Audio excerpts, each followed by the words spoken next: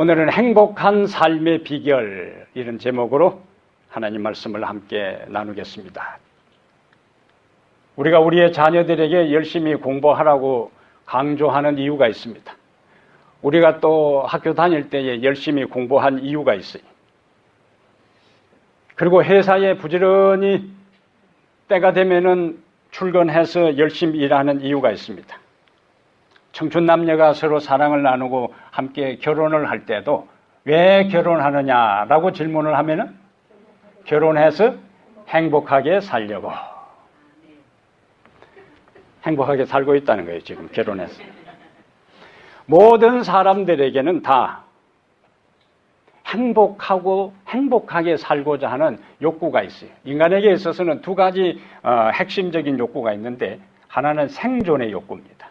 살려고 하는 거예요. 어떻게든지 살아야 된다.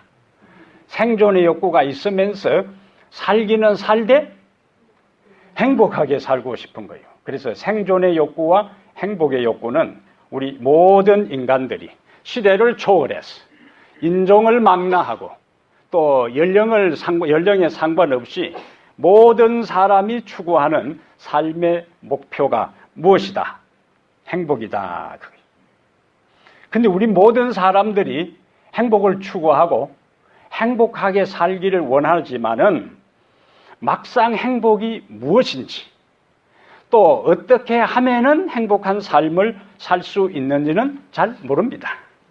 그래서 막연하게 행복을 추구하다가 헤매다가 행복을 얻지 못한 채 그 행복은 하나의 신기루가 되어서 날아가 버리고 이 세상에서 삶을 마감할 때가 많이 있어요.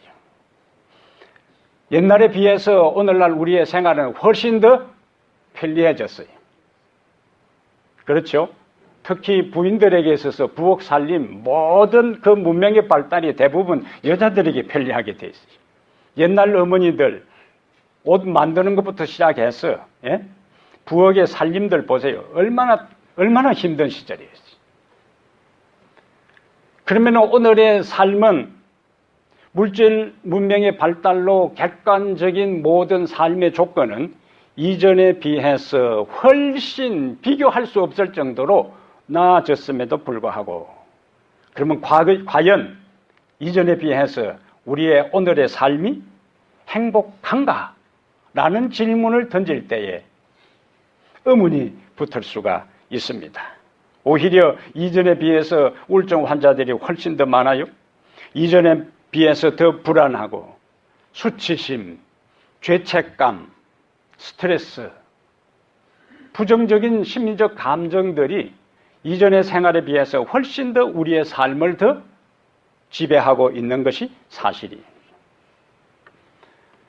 미국 사람들이 전체 중에서 얼마나 나는 행복하다 라고 이야기하고 있을까? 여러 계통의 조사를 통해서 확인된 것은 미국 전체에 살고 있는 사람들 가운데 통계적으로 약 20% 사람들이 나는 행복하다, 그렇게 고백한다고요. 80%는 행복을 추구하면서 행복을 목표로 행복하기 위해서 열심히 일하고 공부하고 결혼까지 하고 자식 놓고 살아가지만은 실제적인 삶의 현장에서는 20%밖에 행복하다고 느끼지 못한다는 거예요.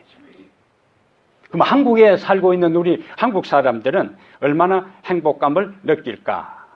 한국에서 연구조사는 100점 만점에 50점 미만입니다. 이전에 비해서 훨씬 더 생활은 윤택하고 여유 있어졌지만은 오늘의 삶을 미국이나 한국이나 여러 지역에 사는 사람들도 다 행복을 추구하지만은 실제적인 삶에 있어서는 행복하지 못하다는 거예요. 그럼 도대체 행복은 무엇인가? 여러분들에게 행복이 무엇입니까? 라고 질문한다면은 행복. 막연하잖아요. 뭔가 머릿속에는 맴도는데 딱 그것을 꼬집어서 정의해서 이것이 행복이다라고 명제를 만들기는 쉽지 않습니다. 행복은 국어사전적인 의미의 행복은, 그리고 행복학을 연구하는 사람들의 정의는 이거예요. 행복은 사람의 감정이나 심리 상태가 만족하여, 여기 중요 단어는 만족하여 부족함이나 불만이 없는 즐거운 상태. 이것을 뭐라고 한다고요? 행복이요. 그래서 행복은 다른 말로 하면 만족감이고, 또 달리 표현하면 즐거움입니다. 즐거움. 그러면 두 번째 던져야 될 질문은, 그럼 무엇이 우리를 행복하게 만드는가? 여기에 여러 가지 조건들이 있어요. 일반적으로 사람들은 무엇이 우리를 행복하게 만드는가? 라는 질문을 던진다면 보통 어떤 답변이 먼저 나오겠어요? 건강도 있을 테고, 또 뭐니 해도 돈이다. 뭐니 해도 돈이다. 그래서 제가 학교 다닐 때에 abandon이라는 단어를 외울 때에 번 돈을 버리다니, 그렇게 외웠어요. abandon이라는 단어는 버리다가 포기하다. abandon, 번 돈을 버리다니. 다 집착하는 거지. 어떤 사람은 권력이 있으면은 행복하겠다. 어떤 사람은 명예가 있으면은 행복하겠다. 또 어떤 사람들은 사랑하는 사람이 있으면은 행복하겠다. 이러한 것들이 있으면은 행복하겠다는 생각들을 하게 돼요. 근데 이러한 것들은 돈도, 권력도, 명예도, 사랑도 우리의 행복을 영원히 보장해 주지는 못합니다. 그래서 최근의 행복은 조건이 아니라 우리의 삶에 대한 태도다. 그것이 행복하게 결론이에요. 어떤 외부적인 조건이 아니고 뭐라고요? 그 삶에 대한 우리의 태도가 우리의 행복을 좌우하는 중요한 요소가 된다는 거예요. 그럼 우리가 이제 어떤 질문을 던져야 돼요? 그렇다면 어떤 태도를 가져야 우리가 우리의 인생에 있어서 진정한 행복한 삶을 살 수 있을까? 그래서 오늘 참석한 여러분들에게만 그 행복한 삶의 비결을 공개하겠습니다. 첫 번째, 우리가 어떻게 하면 행복한 삶을 살 수 있는가? 만족하며 감사하는 삶의 태도입니다. 따라합니다. 만족하며 감사하는 삶의 태도. 그 두 가지요. 첫 번째는 뭐라고요? 만족하는 거. 그 다음에 하나는요? 감사하는 거. 우리의 인간 삶에 물질은 필요합니까? 필요해요. 돈도 우리의 삶에 실제적으로 필요합니다. 그런데 그 물질과 돈이 우리의 행복을 좌우하는 절대적인 조건, 요소, 기준은 아니라는 거예요. 그럼 필요하기는 필요하다면은 얼마만큼 가지면은 우리가 행복한 삶을 살 수 있을까? 여러분, 많은 돈을 가진 사람이 우리가 요구하는 대로 줄 수 있는 사람이 당신 행복하려고 한다면은 요구해라. 그럼 당신이 이 정도면은 내가 행복하겠다라는 금액을 제시하면 내가 주겠다 할 때에 얼마만큼 요구하면 행복할 것 같습니까? 2018년 2월 14일에 이 리버 사이언스지에 아주 재밌는 기사가 하나 실렸는데 그 제목이 타이틀이 그거예요. 우리가 얼마나 가지면 행복할까? 그래서 이 퍼듀 대학, 미국의 퍼듀 대학에서 심리학과 연구진이 전 세계 164개 나라에 170만 명을 상대로 15살 이상 되는 사람에게 질문을 던졌어요. 당신은 얼마만큼 있으면 행복하겠느냐? 그 질문에 이 라틴 아메리카, 카리브해 지역에 있는 사람들은 연봉 1년에 3만 5천 불만 벌면은 행복하겠다. 그랬어요.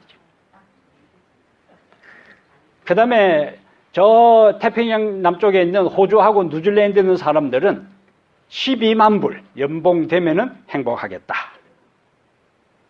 그러면 북미, 우리가 살고 있는 이 캐나다하고 미국 이쪽에 있는 사람들은 연봉 얼마 되면 행복하겠는가?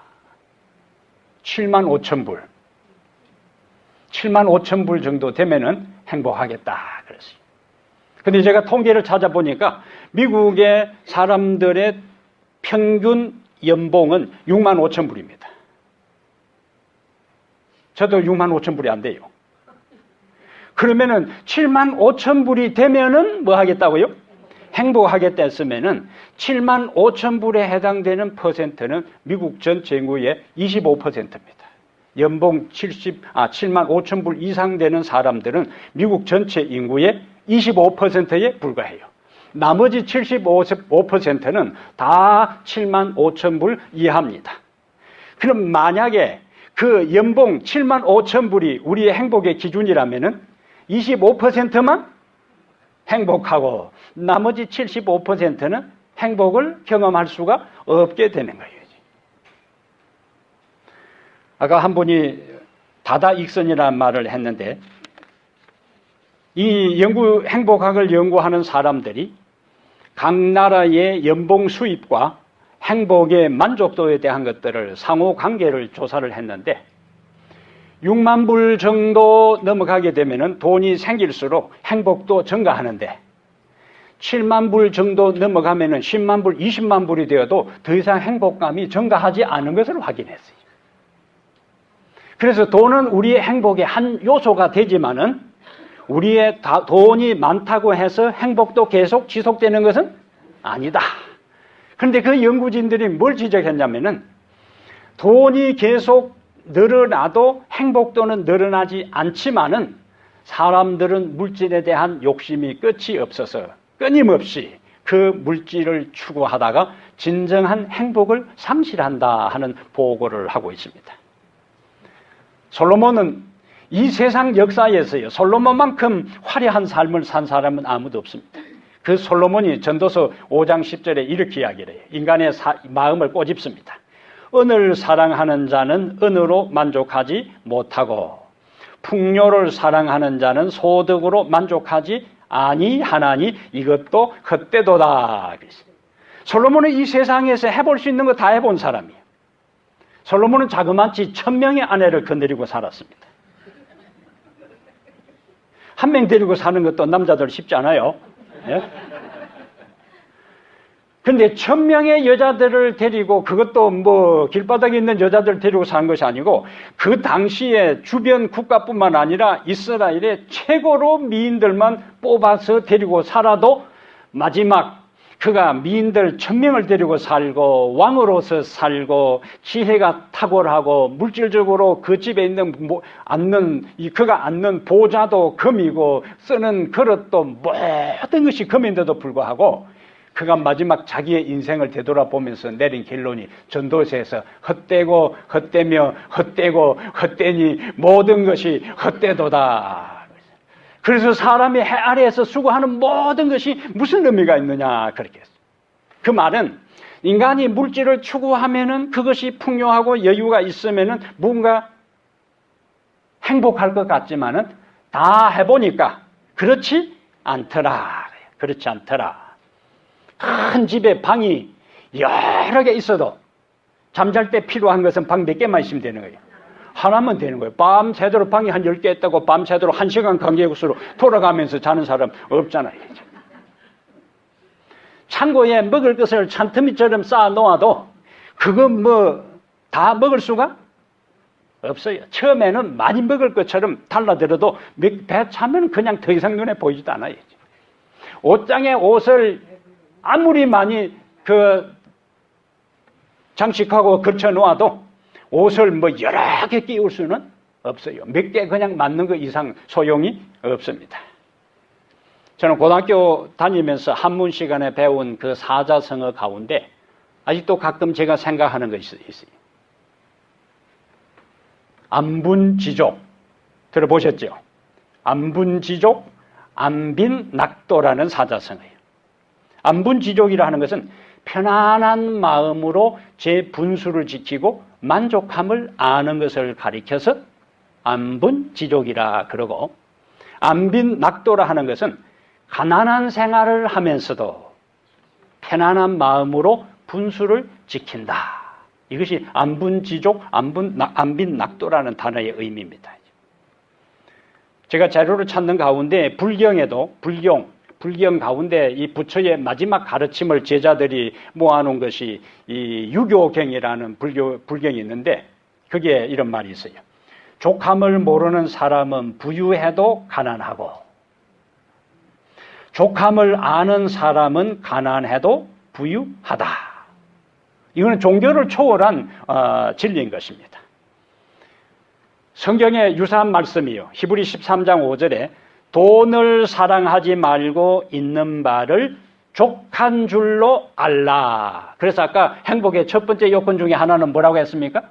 만족. 그래서 돈을 사랑하지 말고 있는 바를 족한 줄로 알라. 그가 친히 말씀하시기를 내가 결코 너희를 버리지 아니하고 너희를 떠나지 아니하리라 하셨느니라. 누가 이 말을 했는가? 바울이 그 말을 했는데요. 바울의 일생을 우리가 보면은 바울의 삶은 결코 순탄하지 않았습니다. 그는 평안과는 거리가 먼 삶을 살았어요. 그는 무수히 매를 맞기도 하고 옥에 갇히기도 하고 파선을 당하기도 하고 강도에 약탈당하기도 하고 죽을 고비를 여러 번 넘겼어요. 그런데 그가 그의 인생의 말년에 자신의 삶을 되돌아보면서 이렇게 고백합니다. 빌립보 4장 11절 12절에 어떤 형편이든지 내가 자족하기를 배웠노니. 어떤 형편에서도 뭐 하기를 배웠다고요? 자족하기를 배웠노니 내가 비천에 처할 줄도 알고 풍부에 처할 줄도 알아 모든 일에 배부르며 배고픔과 풍부와 궁핍에도 일체의 비결을 배웠노라. 그러므로 행복은 얼마나 많이 가지느냐에 의해 좌우되는 것이 아니라 얼마나 만족하고 그 다음 감사하느냐에 달려있음을 우리가 알 수가 있습니다. 유대인들이 그들의 자녀들을 철저하게 교육시킬 때에 사용하는 유대 역사 1000년의 지혜와 교훈이 담겨있는 탈무드에 이런 말이 있어요. 세상에서 가장 지혜로운 사람은 배우는 사람이고, 누가 가장 지혜롭다고요? 배우는 사람이고, 세상에서 가장 행복한 사람은 마지막 가로를 딱 해놓으면 뭐겠어요? 두 번째 단어, 감사하는 사람이다. 가장 지혜로운 사람은 배우는 사람이고 가장 행복한 사람은 감사하는 사람이다. 그래서 빌립보 4장 6절에 아무것도 염려하지 말고 오직 모든 일에 기도와 간구로 감사함으로 너희 구할 것을 하나님께 아뢰라. 골로새 4장 2절에는 기도를 항상 힘쓰고 기도에 감사함으로 깨어 있어라. 최근에 건강의 흐름은 심신상관의학이라 해서 마음하고 몸하고 서로 상관이 있다 그거예요.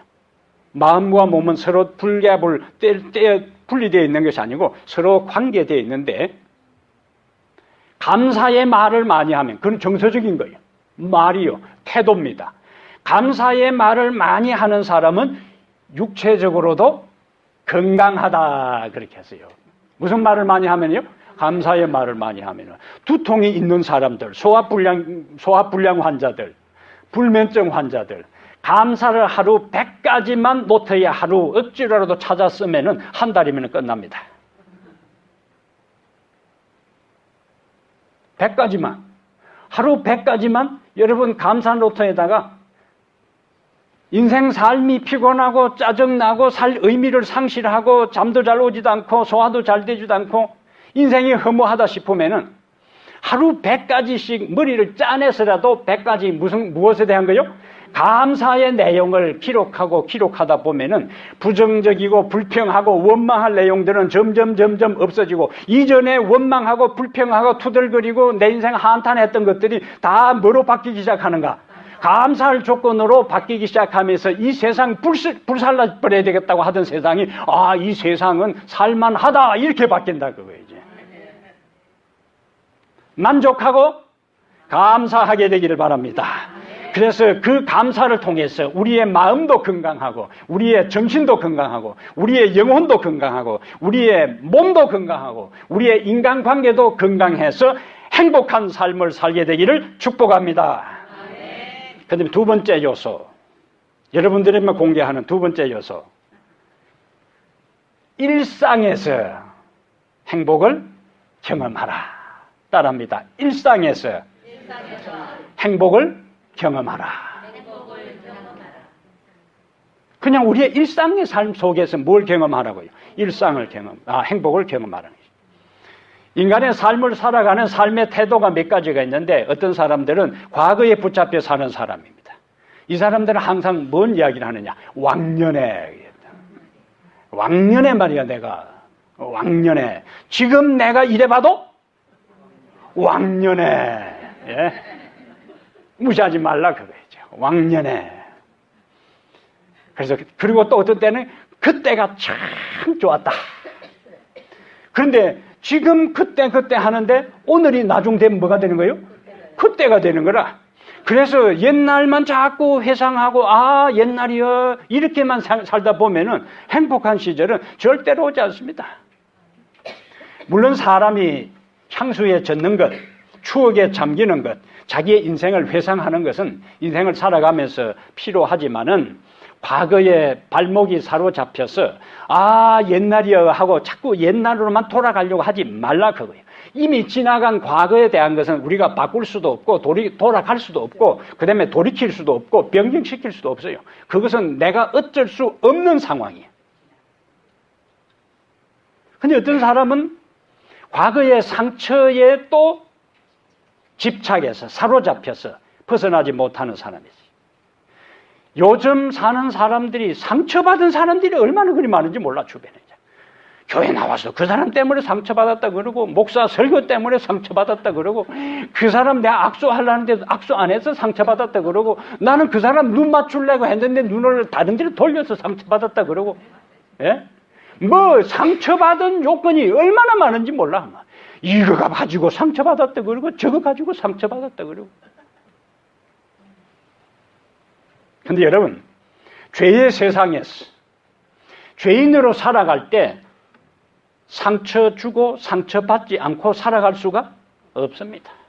풀잎에도 상처가 있고 아름다운 꽃에도 상처가 있고 가장 단단한 보석 다이아몬드에도 현미경으로 들여다보면 상처가 있습니다. 보석 진주는요, 진주 조개 안에 이물질이 들어가면은 조개가 락카라 하는 특수 물질을 분비하기 시작합니다.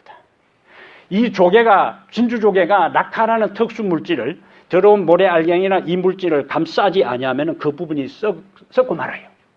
그런데 락카라는 특수 물질을 조개가 조금씩 분비해서 그 이물질을 감쌀 때에 그것이 점점 커져서 만들어진 것이 진주 보석입니다, 여러분. 보석은 상처를 통해서 만들어지는 거예요. 고통을 통해서 만들어지는 거예요. 이 물질이 그의 생명을 위협하는 그 상황에 진주조개는 거기다가 락카라는 물질을 분비해서 그것을 감싸서 무엇으로 만든다고요? 보석으로 만드는 거예요. 그러므로 여러분, 우리가 인생을 살아가면서 무엇은 피할 길이 없다고요? 상처는 피할 길이 없어요. 그 상처 때문에 상처받았다고 자꾸 피하지 말고 그 상처를 내가 예수 그리스도의 보혈 은혜를 통해서 그것을 인정하고 받아들이고 하나님의 은혜를 통해서 감쌀 때에 우리는 보석 같은 존재로 거듭날 것을 믿게 되기를 바랍니다. 과거의 삶에서 벗어나야 돼요. 그래서 성경 빌립보 3장 13절에 뒤에 있는 것은 잊어버리고 그렇게 했어요. 뒤에 있는 것은 잊어버리고. 신이 아닌 이상 인간은 실수할 수 있습니다. 인간은 잘못할 수 있습니다. 그래서 너도 실수할 수 있고 나도 실수할 수 있어요. 잘못 판단하고 잘못 결정할 수 있어요. 근데 이미 잘못 판단하고 잘못 결정하고 실수한 것에 대해서 그것에 사로잡혀서 내 같은 인간은 살아야 할 가치도 없어. 이렇게 하지 말라는 거라죠. 실수하기에 인간이고 잘못하기에 인간이고 범죄할 수 있는 가능성이 있기 때문에 인간이고 그래서 우리는 실수함이 없는 유일한 존재 하나님을 믿는 것입니다. 어제는요. 어떤 사람 표현하기를 어제는 뭐냐? 부도난 수표라 그랬어요. 내일은 뭐냐? 약속음이라 그랬어요. 오늘만이 체크고 캐시다.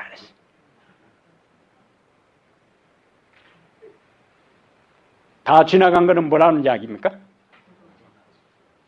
부도난 수표, 소용없잖아요. 미래, 약속음, 그때 뒤봐야 하는 거라. 아무리 많이 준다고 해봐야 남발할 수 있습니다. 현재만이 내가 사용할 수 있는 캐시. 그러므로 내가 인생을 살아오면서 과거에 실수하고 잘못하고 돌이켜보면 그때 내가 그렇게 하지 말아야 되는데, 어떤 사람들은 남편 생각하면서 내가 이 인간 만나지 말아야 되는데 하는 사람도 있어요. 내가 이 여자 왜 그때 눈이 삐어서 이 여자 만나서 내 인생이 이렇게 되었는가 하는 사람도 있습니다. 그런데 어떻게 하겠어요? 지금 바꿀 수도 없는데 데리고 살아야지 같이. 네. 근데 저 아멘은 억울하다는 게 아니고 자기는 잘 선택해서 행복하다 그 말이야. 네. 그 왜 아멘 소리가 더 커지잖아요. 그래서. 어떤 사람은 또 미래만 바라보고 죽어라 일만 하는 사람이 있어요. 하나님 앞에서 바르게 살려고 하는 오늘 내가 하나님 앞에 해야 할 그 의무를 다하지 아니하고 미래의 그 어떤 날 행복할 것이다. 특히 한국 사람들은 여행할 때, 외국 사람들이 여행할 때 어느 지역에 간다 하면 가는 과정에서도 그 여행을 즐기는데 한국 사람들은 그 목적지만 생각해. 그래서 한국 같으면은 관광버스 타면은요, 경주 불국사 간다, 온양온천 간다, 가는 데까지 자든지 아니면은 그냥 니나노판이 벌어지는 거예요. 버스가 휘청휘청 할 정도로 중간에 가면서 대화할 수 있고 중간에 가면서 다른 산천 초목도 구경할 수 있고 느끼고 생각할 수 있지만은 거기 가는 게 목적이요. 그리고 가자마자 사진 찍는 거야. 우르르르르 몰려다니면서 사진 찍고 남는 거 사진밖에 없어. 그리고 사진 찍자마자 자, 다 찍었다. 뭐 다음 코스 이동. 또 그 가면서 또 한바탕. 여러분 인생의 삶은요, 내가 추구하는 그 목표, 목적 지점에 가는, 도착하는 것, 달성하는 것뿐만 아니라 그 목표, 목적 지점에 이르는 삶의 매 순간, 매일 매 순간의 과정이 다 중요합니다. 먼 미래에 내가 무엇을 달성하고 나면은 그때 내가 행복하고 여행도 다니고 신앙생활도 열심히 하고, 예? 가족들하고 시간도 보내고 부부 사이에 시간도 보내고. 여러분 절대로 그렇게 하지 마세요.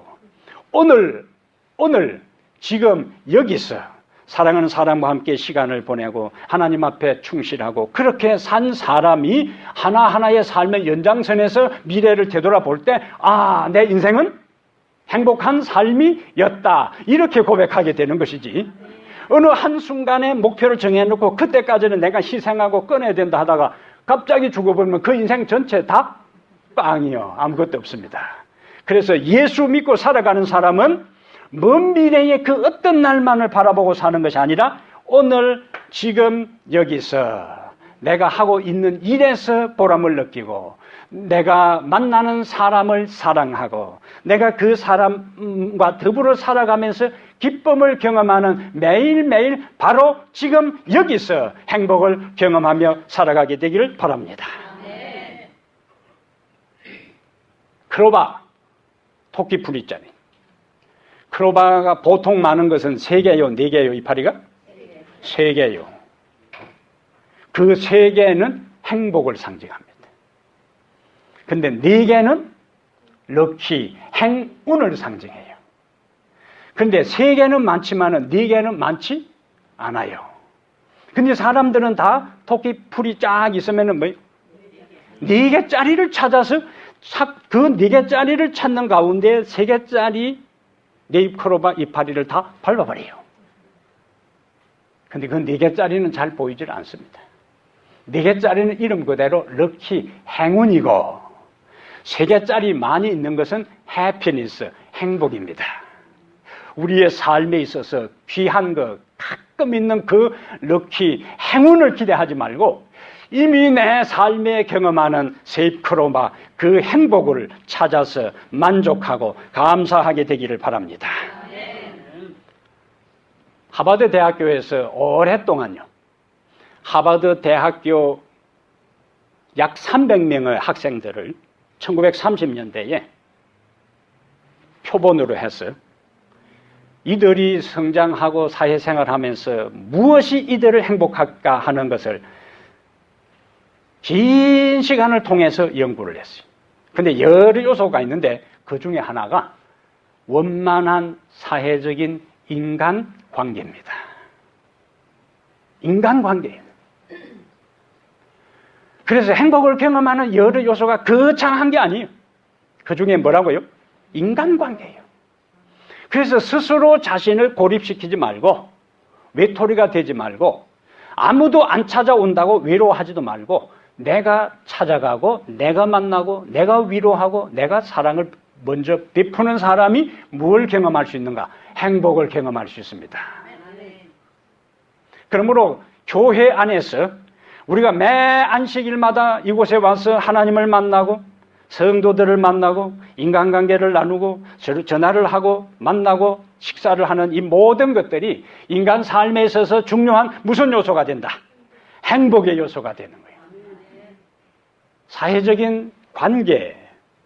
그래서 자신을 마음 문을 닫지 말고 자기 집에 찾아오는 사람도 막지 말고 마음을 열고 사람들과의 관계를 남편과 아내 사이도 마찬가지예요. 어쩔 수 없이 주변 사람 눈치나 그다음에 부모 눈치나 자식 눈치 때문에 어쩔 수 없이 한 지붕 두 가정으로 살지 말고 그거는 사는 게 아니요. 사는 게 아니고 마음을 열어요. 마음을 열어. 이 세상에 완벽한 사람 없습니다. 예? 이 인간 바뀌면은 좀 나은 인간하고 살겠다. 그런 생각 말고 어차피 만난 사람 내 평생 이 사람하고 살면서 내 마음을 바꾸어서 행복한 삶을 살아야 되겠다. 그 잃어버린 세월 누가 보상해 주겠어요? 예? 아무도 보상해 줄 사람 없습니다. 어차피 내 선택이기 때문에 내가 만나고 살아가는 남자, 여자, 남편, 아내로 부족하지만은 그래도 밤 되면 집에 들어오고, 예?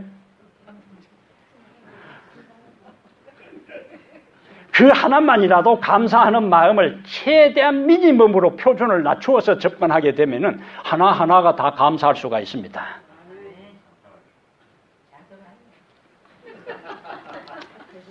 그래서 지금 하는 일에 대해, 지금 만나는 사람에 대해, 지금 관계를 맺고 살아가는 사람에 대해 고마운 마음을 가지고 행복을 경험하게 되기를 바랍니다. 세 번째로 우리가 행복한 삶의 비결은 세 번째, 영원한 행복을 소망하라. 따라합니다. 영원한 행복을 소망하라. 거기 그냥 영원하죠. 영원한 행복을 소망하라. 살다 보면 우리가요, 이 세상에 이해할 수 없는 일들을 많이 경험합니다. 아픔도 경험하고 실패하기도 하고 좌절하기도 하고 사업에 실패하기도 하고 또 다른 사람에게 상처를 받기도 하고 내 한계를 느끼면서 절망하기도 합니다. 내가 이전에 살았던 삶에 대해 잘못한 것에 대해 후회 막심할 수도 있어요. 이때 우리가 1차적으로 해야 될 것은 자신의 한계와 연약함을 인정하라는 거예요. 그것을 받아들여야 돼요. 내가 한계가 있고 내가 실수할 수 있으면은 다른 사람도 한계가 있고 뭐 할 수 있다? 실수할 수 있는 존재예요.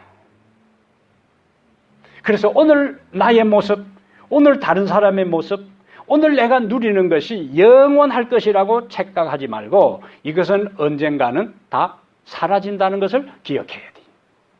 우리 손에서 다 떠날 수가 있습니다. 성경에 나오는요. 창세기 후반부의 주인공으로 누가 나오냐면은 누가 나오죠? 창세기 후반부의 주인공이 누굽니까? 마지막 장까지 요셉이에요. 요셉이 억울한 누명을 쓰고 이제 형들에게 애굽의 노예로 팔려갔어요. 그러다가 그가 총리가 되었습니다. 이거는 뭐 흙수저에서 금수저. 예? 이거는 이런 일은 자주 없는 일이에요.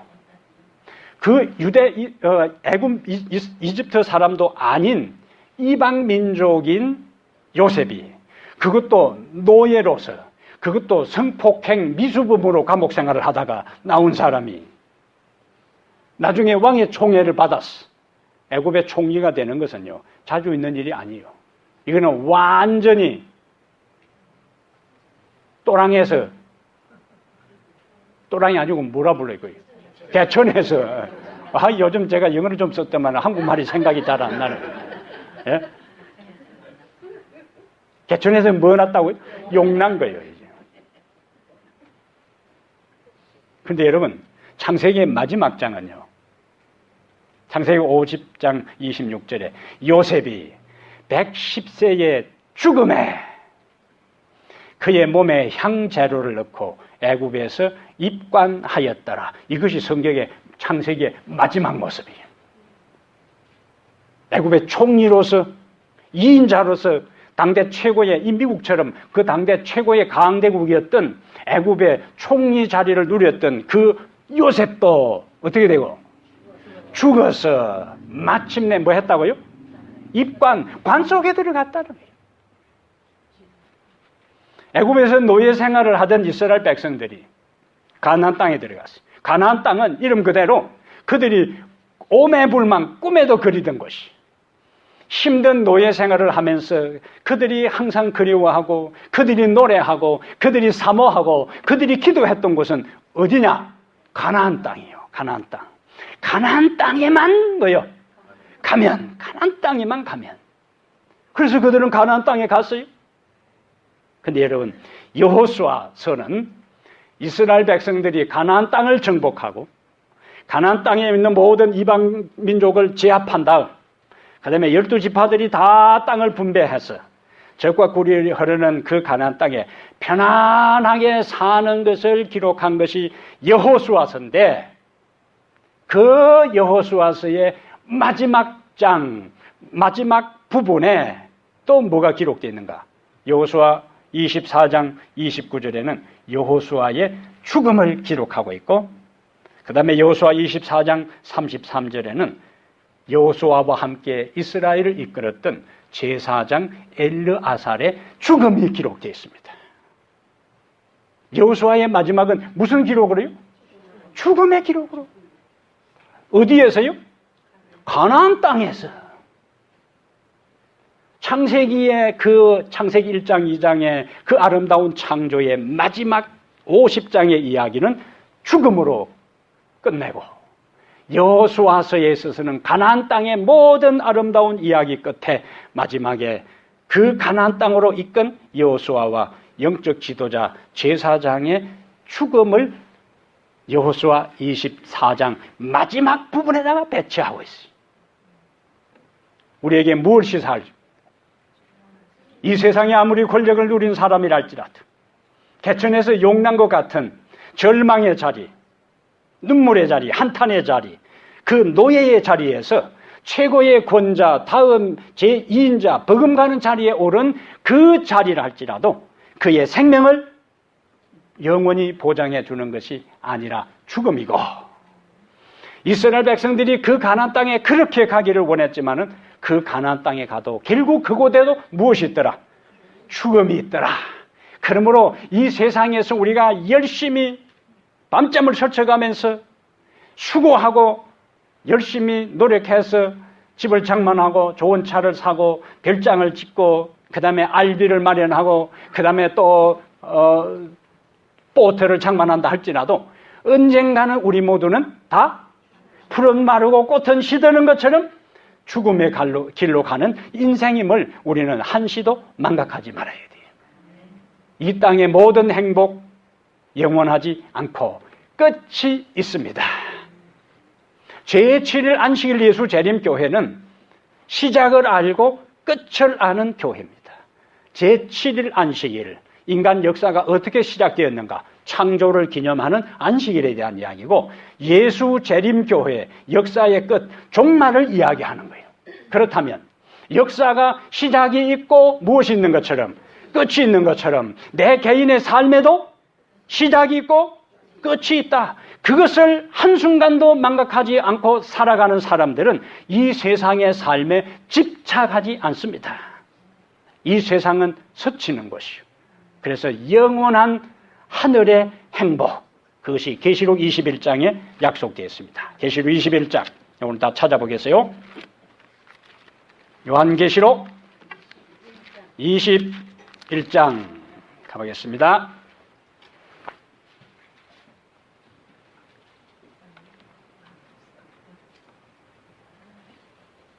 요한계시록 21장 1절. 또 내가 새 하늘과 같이 읽습니다. 또 내가 새 하늘과 새 땅을 보니 처음 하늘과 처음 땅이 없어졌고 바다도 다시 있지 않더라. 3절 넘어갑니다. 내가 들으니 보좌에서 큰 음성이 나서 이르되 보라, 하나님의 장막이 사람들과 함께 있음에 하나님이 그들과 함께 계시리니 그들은 하나님의 백성이 되고 하나님은 친히 그들과 함께 계셔서 4절 모든 눈물을 그 눈에서 닦아 주시니 다시는 사망이 없고 애통하는 것이나 곡하는 것이나 아픈 것이 다시 있지 아니하리니 처음 것들이 다 지나갔음이라. 여기 우리 연세가 많은 분들이 많은데 나이가 드니까 안 아픈 데가 없어. 만신이 쑤시고 아프고 날구질을 하고 기력은 쇠하고 정신은 흐려지고. 예? 근데 마음은 청춘인데 몸이 말을 안 들어요. 근데 그곳에서는 고통도 없고 늙어가는 것도 없고. 지난주에 우리가 피검사를 했는데 피검사 모든 게 완벽하게 정상으로 나온 사람 별로 없을 거예요. 이제. 다 수치에 높아가지고 뒤에 닥터가 노트를 메모를 해놨을 겁니다. 근데 그곳에서는 아픈 것도 다시 없고 그곳에서는 미움도 없고 그곳에서는 이별도 없고 그곳에서는 상처를 주는 일도 없고 눈물도 없고 먹고 살 걱정하지 않아도 되고